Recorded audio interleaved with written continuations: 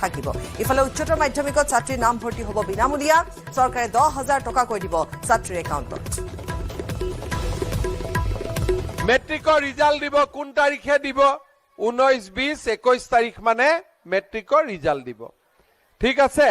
অংকৰ প্ৰশ্নখন টান আহা বুলি কৈছিল তথাপিতো পাছ কৰিব কোনো চিন্তা কৰিবলগীয়া নাই এতিয়া আপোনালোকে চাওক যিমান ছোৱালীয়ে মেট্ৰিক পাছ কৰিব সবটো কলেজত নাযাব ঘৰত টকা পইচাৰ অসুবিধা আছে এইবাৰ আমি বিনামূলীয়া নাম ভৰ্তিও কৰি দিম আৰু কলেজত যোৱা ছোৱালীজনীৰ বেংক একাউণ্টতো মামাই 10,000 টকা সোমাই দিব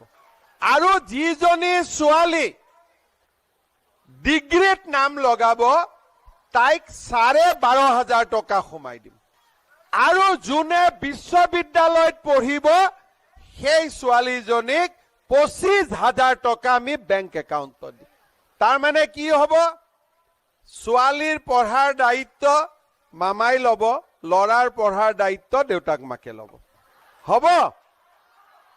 নে লৰাটোৰ ময়ে লব লাগিব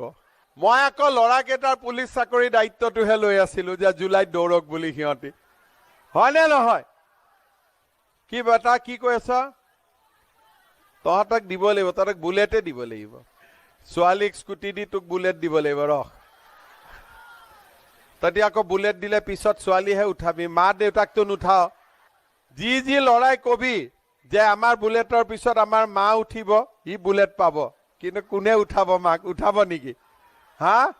উঠাব তেনেকৈ আছ